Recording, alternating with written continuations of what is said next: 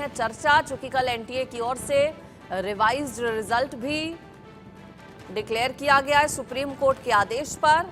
मेरे साथ जुड़ गए हैं खास मेहमान, सुप्रीम कोर्ट से लॉयर विनीत जिंदल मेरे साथ जुड़ गए हैं। विनीत जी, आपका इंडिया न्यूज पर स्वागत है सबसे पहले। और सर, सबसे पहला सवाल मैं यही करना चाहूंगी, चूंकि कोर्ट के आदेश पर एनटीए की ओर से कल रिवाइज्ड रिजल्ट डिक्लेयर किया गया, सेंटर वाइज साथ ही साथ स्टेट वाइज। अब पर्पस जो था, क्या वो सर्व हुआ कोर्ट के आदेश पर? चूंकि एनटीए ने ये रिजल्ट जारी किया, जो पर्पस था इस रिजल्ट को जारी करने के बाद, क्या वो सर्व होता नजर आ रहा है? चूंकि कई सेंटर्स पर धांधली की खबर साफ तौर पर रिजल्ट के जरिए सामने आई है। विनीत जी। जी, देखिए एनटीए ने रिजल्ट डिक्लेयर कर दिया है, लेकिन इसके ऊपर भी जो याचिका करता है सर्वोच्च न्यायालय में, या कुछ अभ्यर्थी जो हैं इस पूरे जो नीट का एग्जाम जिन्होंने दिया है, उन्होंने क्वेश्चन रेज किया है। और कल एक लेटर एजुकेशन मिनिस्टर को दिया गया है, जिसमें कहा गया है कि एनटीए ने जो रिजल्ट जारी किया है उसमें पूरी डिटेल्स नहीं दी गई, और रोल नंबर जो है बच्चों के वो उसमें नहीं है। और सर्वोच्च न्यायालय ने कहा था कि आप सिर्फ जिस चीज से जो अभ्यर्थी जिन्होंने एग्जाम दिया था नीट का, उनका कोई भी आइडेंटिफिकेशन हो या नाम डिस्क्लोज नहीं करेंगे, अदरवाइज बाकी सारी डिटेल आप डिस्क्लोजर में देंगे।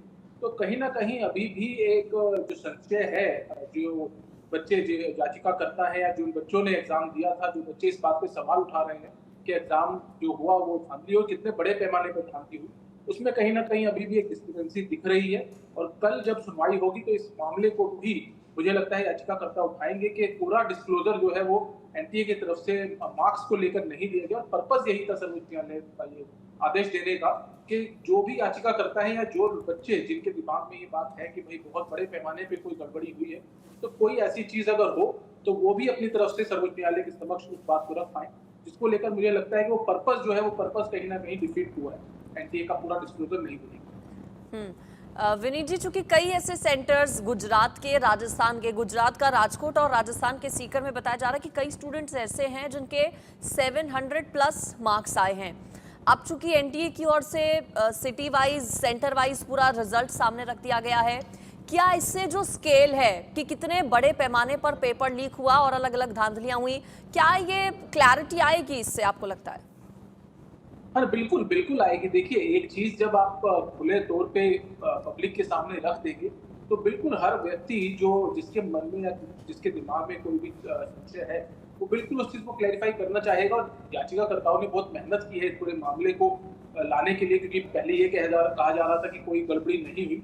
लेकिन उसके बाद जब चीज़ें सामने आई हैं, तो मैं कहूँगा कि मैं एप्रिशिएट करूँगा जिन लोगों ने याचिका फाइल की है, उन लोगों की, कि उन्होंने इतना एफर्ट करके ये सब चीजें निकाली, जबकि कोई रिसोर्स नहीं था उनके पास ऐसा करने का। और अब जब पब्लिक के सामने एनटीए ने रिजल्ट रखा है, तो मुझे लगता है बिल्कुल इस रिजल्ट के माध्यम से ये पता करना कहीं ना कहीं एक आसान तरीका होगा कि किस सेंटर पे इतने, एक ही सेंटर पे अगर बहुत सारे बच्चों के कोई एक एक्सट्रीम मार्क्स आए हैं, जैसे 700 के आसपास के 12 या 13 बच्चे, सिर्फ राजकोट में 24 बच्चे बताए जा रहे हैं, इस तरीके की जो है संख्या आ रही है। तो अगर ये ऐसा है तो बिल्कुल कहीं ना कहीं सवाल जरूर खड़ा होता है कि एक सेंटर पे ही इतने बच्चों के 700 पूरे एग्जैक्ट लेकिन मार्क्स विनीत कैसे जी, फिर ऐसे में एक सवाल ये भी कि हो सकता है कुछ स्टूडेंट्स ऐसे हों जिन्होंने वाकई दिन रात मेहनत करके ये अंक अच्छे हासिल किए हों। ऐसे में क्या ये अब चुनौतीपूर्ण नहीं रहेगा कि फिगर आउट कैसे किया जाए कि कौन कौन पेपर लीक में शामिल रहा, किस किस तक पेपर पहुंचा, और कौन वाकई में सच है, वाकई में जिसने दिन रात मेहनत करके ये अंक हासिल किए हैं, जिसके मेहनत के अंक हैं? जी, बिल्कुल। देखिए, मैं आपके चैनल पे लगातार इस बारे में बात कर रहा हूँ। मैं पहले दिन से कह रहा हूँ, इस पूरे मामले में कोई क्या कहता है इससे फ़र्क नहीं पड़ेगा। सीबीआई की जो इन्वेस्टिगेशन है, वो बहुत बड़ा रोल प्ले कर रही है, क्योंकि जितने भी एक्यूज़ जो अब तक पकड़े गए हैं, उन लोगों से क्या चीज़ें निकली हैं, उन्होंने किन-किन लोगों के नाम लिए हैं, पूरी चेन जो है मुझे लगता है कि बहुत करीब है। सीबीआई इस पूरे मामले को खोलने के करीब है, क्योंकि हर जगह से सीबीआई ने अरेस्टिंग की है। और उस जाँच के अंदर जो चीज़ आएगी, उससे मुझे लगता है ये क्लैरिफ़ाई हो सकता है, हो जाएगा कि किन बच्चों को ये जो सुविधाएँ जो इन्होंने दी हैं, इल्लीगल तरीके से, कि पेपर लीक करा के, या पेपर जो सॉल्वर जो पकड़े गए हैं जिस तरीके से, जो सॉल्वर भी प्रोवाइड कराए गए हैं, तो मुझे लगता है कि बहुत आसानी होगी और जल्दी इस बात का भी खुलासा होगा कौन बच्चे हैं जिन्होंने इल्लीगल मीन्स से ये पेपर जो है वो क्लियर किया। विनीत जी, चूंकि कल भी सुप्रीम कोर्ट में सुनवाई होने वाली है 22 तारीख, उस पर भी निगाहें टिकी हैं। अब एनटीए की ओर से चूंकि रिजल्ट डिक्लेयर कर दिया गया है कोर्ट के आदेश पर, सेंटर वाइज और सिटी वाइज, कल की सुनवाई में क्या हो सकता है, अगर आप कुछ बता पाए दर्शकों के लिए। देखिए, मेरा मानना ये है कि सीबीआई की जो रिपोर्ट आएगी, क्योंकि सीबीआई ने नई अरेस्टिंग्स भी की है और इन्वेस्टिगेशन लगातार चल रही है। सीबीआई ने पहले भी रिपोर्ट फाइल किया और सीबीआई ने भी कहीं ना कहीं रिपोर्ट में ये कहा है कि बहुत बड़े पैमाने पर अब तक उनको कोई ऐसा एविडेंस नहीं मिला है कि बहुत बड़े पैमाने पे कोई गड़बड़ी हुई हो। 2 या 3 सेंटर्स की बात, जैसा एनटीए शुरू से कह रहा है, उस तरीके की बात ही सीबीआई की रिपोर्ट में अभी तक निकल के आई है। लेकिन कल क्या report, status report CBI file करती है, उसके ऊपर बहुत बड़ा जो है निर्भर करेगा। जो सर्वोच्च न्यायालय जो भी डिसीजन ले, वो मुझे लगता है कि सीबीआई की जो रिपोर्ट फाइल होगी, क्योंकि इन्वेस्टिगेशन एजेंसी है, इंडिपेंडेंट इन्वेस्टिगेशन एजेंसी है, तो मुझे लगता है कि बहुत बड़ा रोल प्ले करेगी वो रिपोर्ट जो सीबीआई फाइल। कई तो बहुत ज्यादा चौंकाने वाले रिजल्ट विनीत जी सामने आए हैं, और उसमें यह है कि जिन स्टूडेंट्स की तरफ से 12वीं तक पास नहीं की गई थी, उन छात्रों की ओर से भी टॉप कर दिया गया। तो ऐसे स्टूडेंट्स को लेकर क्या और ज्यादा संशय बढ़ रहा है कि उन तक जरूर शायद पेपर पहुंचा हो। देखिए, जब कोई गलत चीज होती है, जैसा कि पेपर लीक का ये मामला है, तो बिल्कुल ये डिटरमिन करना, वो भी इतने शॉर्ट पीरियड में, देखिए 5 जुलाई का एग्जाम, जून का एग्जाम था, और उसके बाद ये समय, इतने छोटे समय में अगर आप कहें कि इन्वेस्टिगेशन को कंप्लीट कर लिया जाए, तो मुझे लगता है बहुत मुश्किल है सीबीआई के लिए भी। और बहुत बड़े पैमाने पर इन्वेस्टिगेशन चल रही है, हर स्टेट में सीबीआई इसके ऊपर काम कर रही है। कोर्ट का जो डिसीजन है, अगर हम उसकी बात करें, तो बिल्कुल वो इसी बात पर निर्भर करेगा कि जांच में क्या आ रहा है। और इतने छोटे समय में सर्वोच्च न्यायालय को ये डिसाइड करना कि एग्जाम कराया जाए या नहीं कराया जाए, ये भी बहुत कठिन है। और बाकी बात बिल्कुल सही है कि अगर पेपर दोबारा कराने का ऑर्डर भी कोर्ट करता है, तो वो बहुत ज्यादा गलत इम्पैक्ट देगा उन बच्चों के ऊपर, जिन बच्चों ने पूरी मेहनत से पूरे साल अपने पैसे लगाकर क्लासेस ली, टाइम डिवोट किया, और एक साल पूरा खराब करना किसी बच्चे का, मुझे लगता है कि बहुत बड़ा और बहुत मुश्किल सवाल जो है ये हम सबके सामने है कि किस तरीके से इस पूरे मामले को डील किया। लेकिन क्या लगता है कि री एग्जाम को लेकर, चूंकि कई याचिकाएं विनीत जी जो सुप्रीम कोर्ट में भी दाखिल की गई हैं, 40 से ज्यादा याचिकाएं, उनमें से कई याचिकाओं में री नीट की, री एग्जाम की भी छात्रों की ओर से मांग की गई है। ऐसे में क्या ये पॉसिबल नजर आता है कि इतने बड़े एग्जाम को एक बार फिर से कंडक्ट करवाया जाए, और अगर नहीं तो फिर ये भी क्या चुनौतीपूर्ण रहेगा कि हर एक उस छात्र को इंसाफ मिले जिसने अपनी मेहनत से ये अंक हासिल किए हैं। देखिए, कानून में एक बात कही जाती है कि 100 अपराधी छूट जाए, लेकिन किसी एक जो अपराधी नहीं है उसको सजा नहीं मिलनी चाहिए।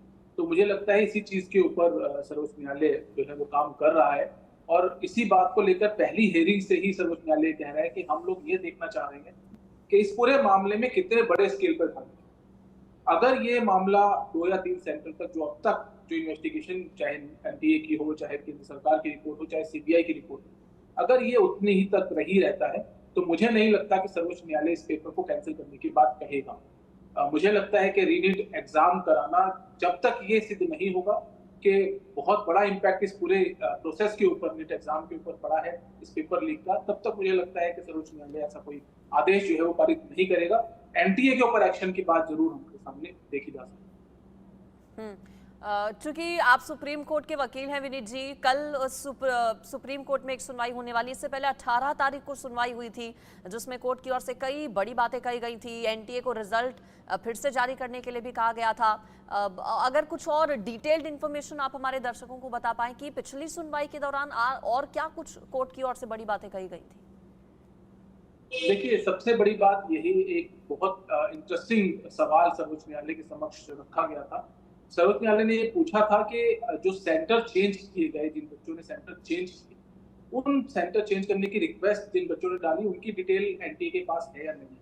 तो इस बात को लेकर एनटीए के पास कोई जवाब नहीं था। एनटीए ने ये कहा कि हमारे पास जो सेंटर चेंज, एक बार सेंटर अलॉट होने के बाद जिन बच्चों ने सेंटर चेंज किए, वो सेंटर चेंज करने की डिटेल एनटीए के पास नहीं। तो ये बहुत, मैं कहूँ कि बहुत ऑकवर्ड है कि आप पूरा इस डिजिटल जमाने में, आपके पास अगर आप ये कहें कि जिन बच्चों ने रीसेंटर अप्लाई किया है, सेंटर चेंज किया, उस सेंटर चेंज करने का कोई ना कोई कारण रहा होगा, और उसकी कोई डिटेल एनटीए के पास नहीं है, जिसको लेकर सर्वोच्च न्यायालय ने सवाल उठाया था कि आप ऐसा कैसे कह सकते हैं कि, क्योंकि ये बहुत बड़ा सवाल है कि एक बच्चे को कोई सेंटर अलॉट हो गया और उसके बाद उसने हजारीबाग या कोई और सेंटर ऐसा जहाँ पे गड़बड़ी की बातें आ रही हैं, ऐसा सेंटर ले लिया। तो ये डिटेल जो है वो एनटीए के पास नहीं है, जिसको लेकर सर्वोच्च न्यायालय ने सवाल खड़ा किया था। और ये मैं कहूँ बड़ा इंटरेस्टिंग मामला रहा पिछली सुनवाई में, क्योंकि सर्वोच्च न्यायालय जानना चाहता था कि कितने बच्चे ऐसे हैं जिन्होंने सेंटर चेंज करने का अप्लाई किया और कहाँ-कहाँ का सेंटर उन बच्चों ने लिया, जिसकी कोई डिटेल एनटीए के पास नहीं। सेंटर चेंज और साथ ही साथ नए रजिस्ट्रेशन के लिए जो विंडो दोबारा खोला गया था, वो भी सवालों के घेरे में विनीत जी है। और कई लोगों ने जब दोबारा विंडो खुला था उस वक्त रजिस्ट्रेशन कराया, और ऐसे छात्रों की ओर से जो टॉप किया गया है वो भी क्या संदेह के घेरे में बहुत ज्यादा, उनके कनेक्शंस भी क्या पेपर लीक से जोड़े जा रहे हैं? जी बिल्कुल, ये लोग भी जांच के दायरे में हैं, साथ-साथ जो ग्रेस मार्क्स दिए गए वो लोग भी जांच के दायरे में हैं। तो ऐसा नहीं है, सवाल बहुत से हैं, ऐसे छोटे-छोटे सवाल और भी हैं जिन चीज़ को लेकर, क्योंकि पूरी एनटीए क्या चीज़ है, इस मामले में क्या हुआ है कि एनटीए की जो वर्किंग है, उस पूरी वर्किंग के ऊपर बहुत बड़ा सवाल खड़ा हुआ है कि एक एजेंसी जो लंबे समय से एग्ज़ाम करा रही है लगातार और बहुत से एग्ज़ाम कराती है, वो ऐसी डिस्क्रिपेंसीज़ जिसको वो कहती है कि वो गलती हो गई, ऐसी गलती कैसे कर सकती है? इतनी बड़ी ज़िम्मेदारी होने के बावजूद अगर आप ऐसी गलती करें, और गलती नहीं, मुझे लगता है कहीं न कहीं इन्वॉल्वमेंट की बात सामने आने को लगती है। लेकिन अब तक एनटीए के किसी एक अधिकारी को छोड़कर किसी और के ऊपर कोई कार्रवाई नहीं हुई, और मुझे लगता है कि इस पूरी सुनवाई में कहीं न कहीं एनटीए की जो ज़िम्मेदारी है, उसको ज़रूर निर्धारित किया जाना चाहिए और ज़रूर उसके ऊपर कोई न कोई आदेश जो है सर्वोच्च न्यायालय को पारित करना चाहिए। चलिए ठीक है विनीत जी, आप मेरे साथ बने रहिए। मेरे साथ नीट अभ्यर्थी अभिषेक कुमार भी जुड़ गए हैं। अभिषेक, एनटीए की ओर से कल जब city wise centre wise result declare किया गया है, उसके बाद क्या आपको लगता है कि कितने बड़े स्केल पर पेपर लीक हुआ, ये साफ होगा और मदद मिलेगी स्टूडेंट्स को? मैम, एनटीए ने बहुत ही चालाकी से 5000 पीडीएफ में हर एक सेंटर का डेटा डिस्प्ले किया है, जिसमें हमें पता भी नहीं चल रहा है, क्योंकि रोल नंबर भी नहीं है, उसमें कुछ भी नहीं है। एक एक सेंटर पे हजार हजार बच्चे हैं। हम बच्चे कैसे उस डेटा को क्यूमुलेट करके और निकाल सकते हैं कि किस सेंटर पे कितनी धांधली हो रही है। और अगर अगर एक एक सेंटर पे अगर हमें कुछ सेंटर पे ही मिलता है तो ये तो लीक लोकलाइज्ड हो गया। लेकिन अगर हम स्टैटिस्टिक्स देखें तो पूरे इंडिया में ही रैंक इन्फ्लेशन हुआ है, जो क्लियरली शो करता है कि लीक मास लेवल पे हुआ है। लेकिन अभी तक एनटीए या किसी ने भी माना नहीं है, पूरी गवर्नमेंट ने किसी ने भी माना नहीं है कि लीक बड़े स्केल पर हुआ है। अभी तक भी इतनी गिरफ्तारियां हो रही हैं, आज भी कुछ गिरफ्तारियां हुई, कल भी हुई थी, और बहुत दिनों से ऐसा चल रहा है, लेकिन कोई भी मान नहीं रहा है अभी तक कि पेपर लीक मास लेवल पर हुआ है। तो अभिषेक, ऐसे में क्या लगता है आपको अब होना चाहिए?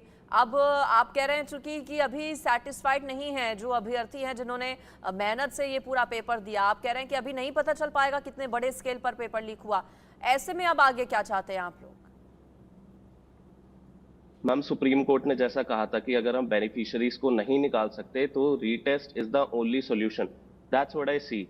मैम, अगर हम कितने भी बड़े लेवल पर देख लें, अगर हम रिजल्ट को दोबारा री एवेल्युएट भी करवा लें ओएमआर से, तो भी जिनके पास ऑलरेडी क्वेश्चन पेपर था उनके तो उतने ही मार्क्स आएंगे, चाहे हम कितनी भी बार उनकी ओएमआर को स्कैन कर लें। और अगर हम पार्शियल रीनीट करवाते हैं जैसे कुछ लोकलाइज सेंटर्स में, तो ये तो बस तभी हो सकता है ना जब लोकलाइज भी प्रूफ हो जाए। अभी तक पूरी तरह से तो लोकलाइज भी प्रूफ नहीं हुआ है, क्योंकि अगर स्टेटिस्टिक देखें तो पूरे इंडिया का रैंक इन्फ्लेशन हुआ है।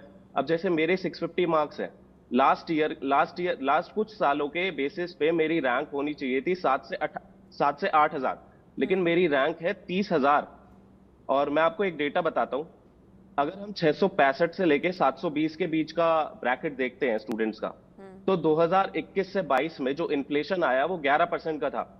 2022 से 23 में वही इन्फ्लेशन 21% का हुआ, और इस साल वही इन्फ्लेशन 400% का हो गया है। एक ही साल में इतना इन्फ्लेशन कैसे पॉसिबल है? और अगर हम इसी डेटा को 520 से 620 के बीच में लगा के देखें, तो पहले साल में इन्फ्लेशन आया 4% का, दूसरे साल में 28% का, और इस साल सिर्फ 78%। अगर सिर्फ स्टूडेंट्स अपर ब्रैकेट में पढ़ते हुए दिख रहे हैं, तो इसका या तो ये मतलब हो सकता है कि अचानक से बच्चे सारे इंटेलिजेंट हो गए, या फिर उनके पास कुछ ऐसी शक्तियां थी जिनकी वजह से उन्हें पेपर देने में आसानी हुई, जैसे कि सेंटर पे सेटिंग, या फिर पहले से उनके पास पेपर था। ऐसी चीजें अगर की जा रही हैं तो पेपर को दोबारा कराया जाना चाहिए किसी भी हालत में। विनीत जी, क्या इसे कोर्ट कंसीडर करेगा? क्योंकि इससे पहले जब हमने चर्चा की शुरुआत की थी उस वक्त आपने भी कहा था कि अभी भी स्टूडेंट्स सेटिस्फाई नहीं हैं, तो ऐसे में क्या इस विकल्प पर विचार किया जा सकता है कि रिकंडक्ट करवाया जाए पेपर? जी, बिल्कुल देखिए सर्वोच्च न्यायालय इस बात के ऊपर पहले ही कह चुका है और बिल्कुल अगर बहुत बड़े स्केल पर कोई भी ऐसी चीज़ सामने आती है तो सर्वोच्च न्यायालय ने हमारे चीफ जस्टिस ने बिल्कुल साफ कहा कि अगर ऐसी कोई भी चीज़ सामने आएगी तो हम सीधा री टेस्ट का ही ऑर्डर करेंगे, इसके अलावा कोई इस बात का कोई इलाज नहीं है। लेकिन मैं फिर वही कहूँगा कि इस पूरे मामले में जो जाँच एजेंसियाँ हैं हमारी, वो अब मैं बात करूँगा स्पेसिफिकली सीबीआई की, उसकी रिपोर्ट बहुत महत्वपूर्ण है और ऐसे मामलों के अंदर स्टैटिस्टिक्स की बात करें, ऐसे यहाँ पे एक आपके बच्चे बैठे हुए हैं जो बता रहे हैं, अगर हम उनकी बात करें तो ये सब चीजें पहले ही सर्वोच्च न्यायालय के समक्ष रखी जा चुकी हैं, क्योंकि ये डाटा सर्वोच्च न्यायालय के सामने ऑलरेडी था।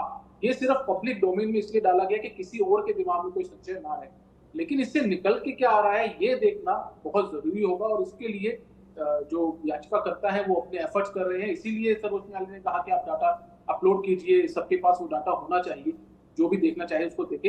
लेकिन उस डाटे को पूर्ण तरीके से दिया गया या नहीं दिया गया, इस पे भी अब सवाल है। तो कहीं ना कहीं बहुत मैं कहूँ बहुत बिखरा हुआ मामला है और कोई ऐसा एफर्ट मुझे नहीं दिख रहा किसी एजेंसी की तरफ से कि इस मामले को जल्द से जल्द निपटाया जाए।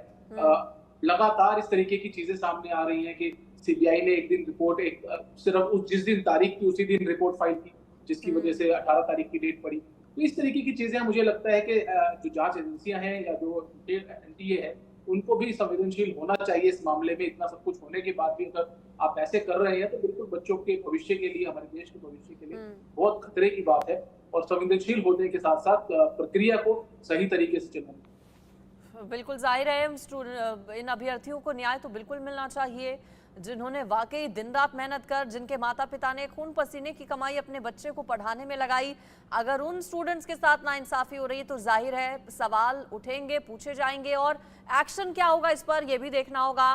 री एग्जाम की जो मांग है वो की जा रही है कई अभ्यर्थियों की ओर से, एनटीए की ओर से state wise centre wise result भी घोषित किया गया, लेकिन कई अभ्यर्थियों का कहना है कि वो अभी भी इससे सेटिस्फाइड नहीं है। अभिषेक, जिस तरह अलग अलग राज्यों से गिरफ्तारियां हुई हैं, अलग अलग राज्यों से कनेक्शन सामने आए हैं, गुजरात गोधरा की बात हुई, राजकोट के सेंटर से जो कल नतीजे सामने आए वो भी चौंकाने वाले हैं। इसके अलावा राजस्थान सीकर के सेंटर की अगर बात करें या फिर भरतपुर मेडिकल कॉलेज के स्टूडेंट्स का गिरफ्तार होना, बिहार, यूपी, कई अलग अलग राज्यों से जो इनपुट्स मिले, गिरफ्तारियां हुई, उसके बाद क्या लगता है कि बड़े स्केल पर पेपर लीक का जो पूरा खेल है वो हुआ है और सीबीआई की अभिषेक जो जांच चल रही है, क्या उससे आप लोग संतुष्ट हैं? मैम, जो गिरफ्तारियां हो रही हैं वो तो दिखा ही रही हैं कि कितने सारे स्टेट्स इन्वॉल्व हैं, लेकिन हमें पहले से ही दिख रहा था कि ये पूरे मास लेवल पर लीक हुआ है। लेकिन अभी जैसे इतने सारे स्टेट्स इन्वॉल्व किए जा रहे हैं, इतनी सारी अलग अलग 6-7 स्टेट्स आई थिंक गिरफ्तारियां हो चुकी हैं। और राजस्थान का तो जब कल रिजल्ट आया तो उसमें तो राजस्थान का लेवल ही अलग था, मतलब इतना लेवल का रिजल्ट राजस्थान से कभी नहीं देखा गया, स्पेशली सीकर से। हाँ, सीकर कोचिंग हब है, लेकिन कोटा भी कोचिंग हब है और जयपुर भी, लेकिन इन दोनों ही सिटीज से ज्यादा सीकर का रिजल्ट रहा। तो ये साफ दिखाता है कि कुछ सेंटर्स पर भी लोकलाइज लीक हुआ है, लेकिन मास लेवल पर भी लीक हुआ है पेपर। अच्छा, सीबीआई की जांच जो चल रही है, सीबीआई की जांच जो चल रही है, सीबीआई अपनी रिपोर्ट देता है सारी गिरफ्तारियां करके कि हमने सबको पकड़ लिया है, लेकिन फिर अगले दिन कुछ और गिरफ्तारियां हो जाती हैं। अभी 13 लोगों को रिमांड में लिया गया था, लेकिन उनकी कोई रिपोर्ट सामने नहीं आई है और कुछ लोगों को तो बेल भी दी जा रही है। अब तो ये किस बेसिस पे हो रहा है, हमें कुछ क्लैरिटी नहीं है इसकी, इसलिए उसके बारे में हम तो कुछ नहीं कह सकते। अब let's see what supreme court has to say tomorrow. चूंकि विनीत जी काउंसलिंग भी शुरू होनी है, आज 21 तारीख हो गई है, कल 22 तारीख को सुनवाई कोर्ट में है, काउंसलिंग की जो तारीख है वो भी 24-25 के आसपास है। स्टूडेंट्स जांच से भी बहुत ज्यादा सेटिस्फाइड नहीं है। अब ऐसे में काउंसलिंग को लेकर क्या रह सकता है सुप्रीम कोर्ट का रुख? देखिए, काउंसलिंग को मुझे नहीं लग रहा है कि सर्वोच्च न्यायालय रोकने वाला है, क्योंकि प्रोसेस ऑलरेडी इनिशिएट हो चुका है और इधर स्टे करना होता काउंसलिंग को तो सर्वोच्च न्यायालय, क्योंकि ये बात सामने आ चुकी थी कि इस पूरे मामले में कहीं ना कहीं कोई गड़बड़ियां हुई हैं, अगर स्टे करना होता तो पहले ये स्टे हो चुका होता। मुझे नहीं लगता कि काउंसलिंग को स्टे किया जाएगा। लेकिन ये जरूर आशा है कि बहुत जल्द ही सर्वोच्च न्यायालय का हो सकता है कि कल की तारीख में ही सर्वोच्च न्यायालय कोई आदेश जो है अपना पारित करे, क्योंकि सीबीआई की जो रिपोर्ट है वो मुझे लगता है कल सुबह हियरिंग से कल दोपहर को हियरिंग होनी है, उससे पहले मुझे लगता है सीबीआई की रिपोर्ट जो है वो बिल्कुल डेस्क पे होगी और उसको देखते हुए जो भी आदेश सर्वोच्च न्यायालय को पारित करो, मुझे लगता है करना भी चाहिए, क्योंकि बहुत समय निकल गया है और बच्चों के दिमाग में जिस तरह के सवाल हैं उन सवालों का जो भी रिजोल्यूशन हो सकता है वो सिर्फ सर्वोच्च न्यायालय के डिसीजन से ही हो सकता है। और मुझे आशा है कि कल इसके ऊपर जरूर कुछ ना कुछ आदेश आना चाहिए। ठीक है, कल की सुनवाई यानी कि बहुत ज़्यादा महत्वपूर्ण है, चूंकि एनटीए की ओर से जो रिजल्ट एक बार फिर से डिक्लेयर किए गए हैं उसको भी कंसीडर किया जाएगा, उस पर भी चर्चा होगी। स्टेटस रिपोर्ट भी सीबीआई की ओर से दाखिल की गई है, काउंसलिंग को लेकर भी पिक्चर हो सकती है क्लियर। तो कल की सुनवाई पर निगाहें सभी की हैं। फिलहाल विनीत जी आपका बहुत शुक्रिया, अभिषेक आपका शुक्रिया हमारे साथ जुड़ने के लिए, चर्चा में शामिल होने के लिए। इंडिया